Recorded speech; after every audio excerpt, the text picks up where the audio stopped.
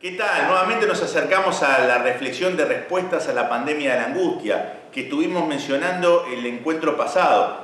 Y el encuentro pasado estuvimos hablando de ese síndrome de la cabaña, que es lo que se está hablando en este tiempo por el confinamiento tan largo.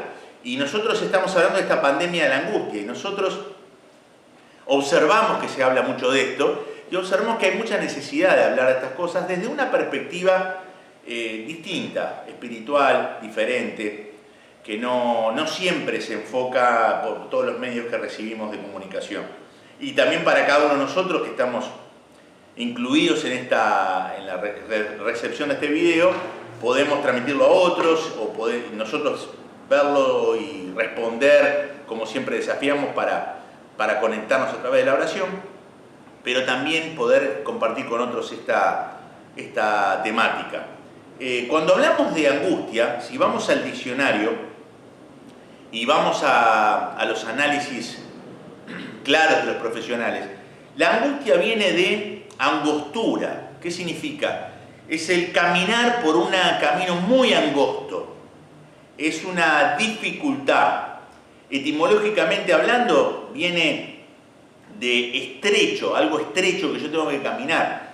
Según la circunstancia que estamos viviendo del virus en el diccionario, es el tener visiones estrechas de lo que nos está pasando.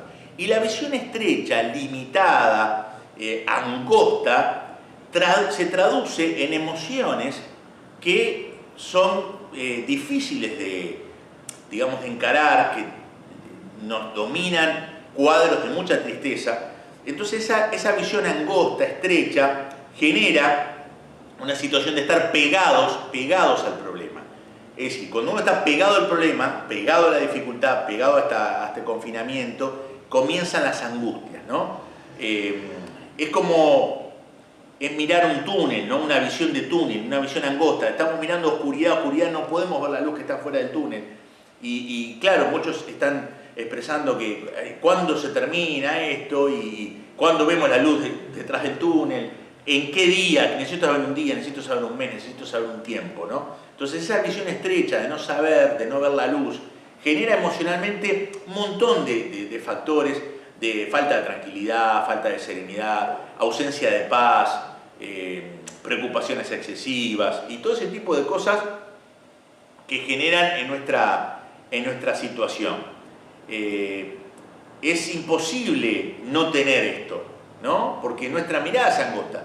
Lo que sí queremos, y estaba leyendo generalmente opiniones aquí del diccionario, lo que sí queremos es dar una perspectiva espiritual, como dimos el encuentro pasado. Y estamos hablando de Dios por encima de todas estas angustias, ¿no?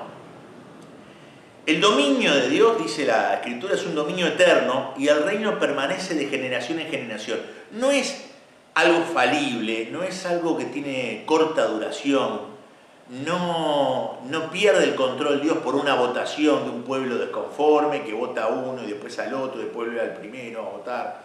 Los habitantes de la tierra, dice, son considerados como nada. ¿Qué significa para Dios?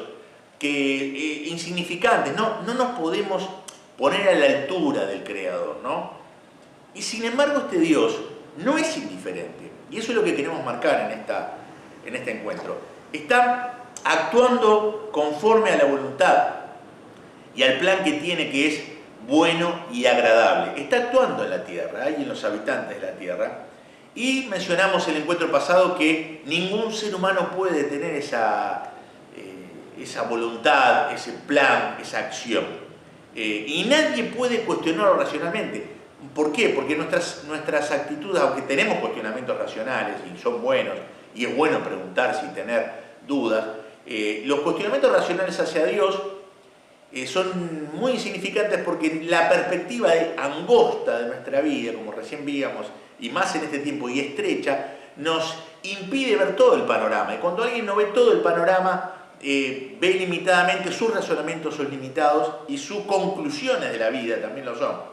Entonces Dios está diciendo acá, no vas a poder llegar a entender intelectualmente esta circunstancia y no tenés por qué llegar a esto. Yo quiero saber, yo quiero entender, me tiene que cerrar todo ¿no? Lo que sí la Biblia dice, aquellos que tienen fe en Él, Dios obra el querer como el hacer para su beneplácito. ¿Qué significa? Dios pone en nosotros sensaciones y nos da la capacidad para cumplir esos planes que Él tiene para nuestra vida. Ninguna hoja cae del cielo, de los árboles cae al suelo sin un Dios que lo sepa. Ninguna ola se estrella contra la costa si fuera de los cálculos de Dios, o ninguna perrita da luz sin que Él tenga su atención hacia esa situación. Cada detalle de la vida, y Jesús lo dijo de una manera muy coloquial, todos los cabellos de la cabeza están contados. Cada detalle de la vida es conocida por Dios y está atento a nosotros. Por eso dice que sustenta todas las cosas con la palabra de su poder. Él es el que da vida y aliento a todas las cosas, y en su libro están escritas, simbólicamente dice, todas aquellas cosas que fueron luego formadas sin faltar una de ellas. Entonces esta revelación, esta sensación y cosmovisión choca muchas veces contra el sufrimiento del ser humano, ¿no? Es como que vamos en un Titanic de convicciones y algunos de nosotros tenemos estas cosas y decimos Dios tiene el control y Dios sabe y Dios puede y Dios es bueno, tiene un plan. Vamos en ese Titanic y de repente chocamos con un iceberg de adversidad y empieza a entrar agua a nuestra vida y empiezan a entrar dudas y empiezan a entrar situaciones que nos empiezan a hundir, a desanimar, a desalentar, y decimos, bueno, ahí empezamos a cuestionarnos la soberanía de Dios, ¿no? Es decir, el sufrimiento injusto desarticula en nuestra mente todas las convicciones que teníamos o los pensamientos que teníamos.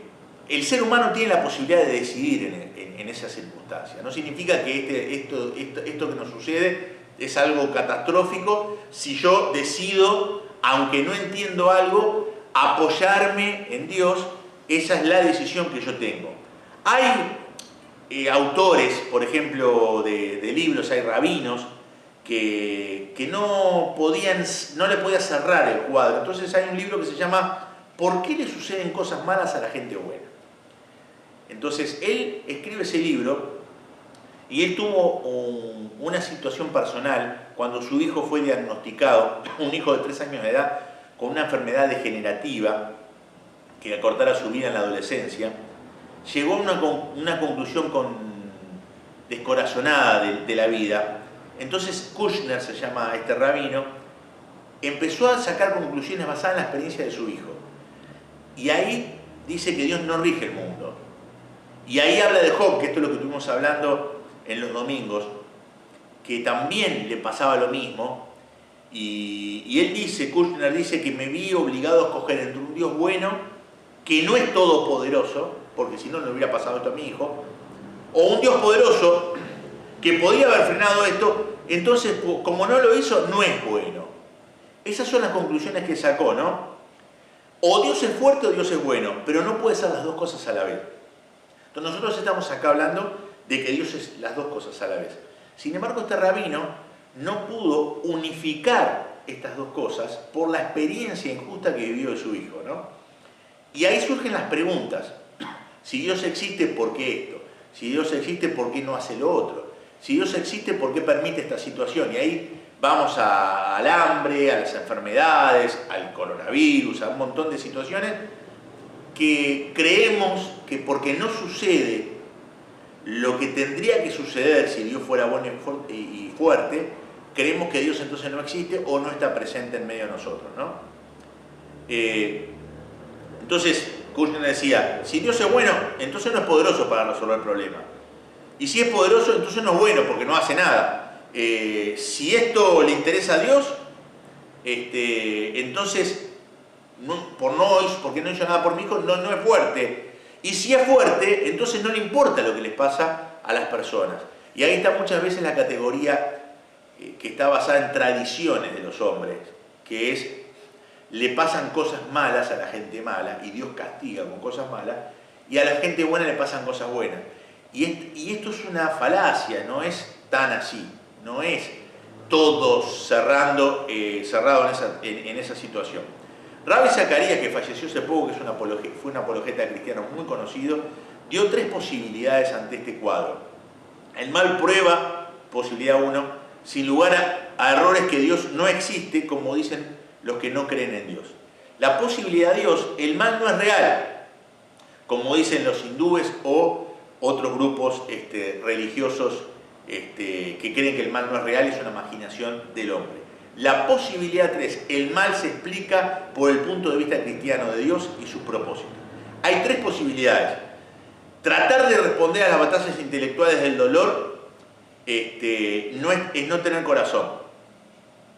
Quien desea la lógica, cuando hay un corazón roto, va por mal camino.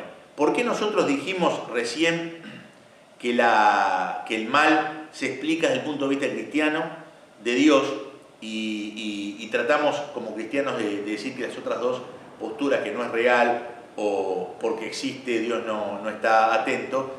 Es porque acá hay que entender que sentimentalmente muchas veces frente al mal sentimos algo que cuestionamos a Dios, pero acá tenemos que entender que Dios da un permiso al hombre que se mueva con libertad. Estamos en un mundo caído, estamos en un mundo donde el mal existe en sí mismo y Dios enfrentó el mal de una manera clara y contundente, pero siempre respetando la libertad.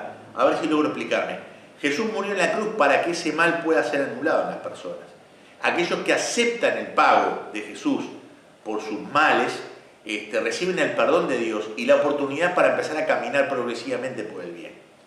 Pero el resto del mundo tiene la libertad de seguir en su postura y rechazar este pago de Jesús. Y ese rechazo genera una ausencia de bien en nuestra vida y estamos en un mundo donde la voluntad y el libre albedrío de los seres humanos genera ese mal. A veces viene desde afuera, a veces generado por uno y a veces somos víctimas de la maldad de otros. Pero no podemos explicar esto en medio del dolor. Entonces tenemos que entender bien que Dios está en el sufrimiento, es la revelación, sin ser el autor del sufrimiento. Nos cuesta entender, como le costó a Cushing entender esto. La enfermedad no vino porque Dios se la mandó a este niño, sino porque estamos en un mundo donde dentro de todas esas cosas de los males, el mal físico también es parte de un sistema, de una atmósfera en la cual vivimos. Y generan enfermedades. Y hay enfermedades por un mundo así. Hay virus como el que se está pasando. Y la angustia está en querer entender o reducirlo a Dios a mi problema. Entonces, yo te invito en esta oportunidad a la angustia que estamos teniendo por este confinamiento forzoso, que puedas abrazar esta verdad. Dios está en el sufrimiento, pero no es el autor del sufrimiento. Pero Dios está en el sufrimiento. Cuando uno se abraza a Dios, a un Dios que está presente, empieza a sentir alivio de toda la carga y sigue lo mismo externamente, pero salta la valla de esa sensación de que Dios no me cuida o no se interesa por mí. Y al saltar esa valla empieza a experimentar alivio en medio del dolor que sigue estando allí, que sigue estando vigente. Y el desafío es poder dejar de pensar de una manera estrecha y empezar a abrir nuestra amplitud, a decir, bueno, Dios tiene interés en mí y aunque no pueda entender lo que me está pasando por el mundo que tengo y por las circunstancias que vivo, voy a refugiarme en ese Dios para que me dé alivio a la angustia que estamos pasando. Dios te bendiga, que respondas a esto hablando con Él, y si no conoces a Jesús en tu vida y nunca le has entregado tu vida y a través de esta reflexión te ha ayudado a eso, te invito a que le pidas allí perdón a Dios por tus pecados, te acercas a Él y dices, expresándole todo lo que sentís, que deseas conocerlo y que Él se manifieste en tu vida. Hasta la próxima.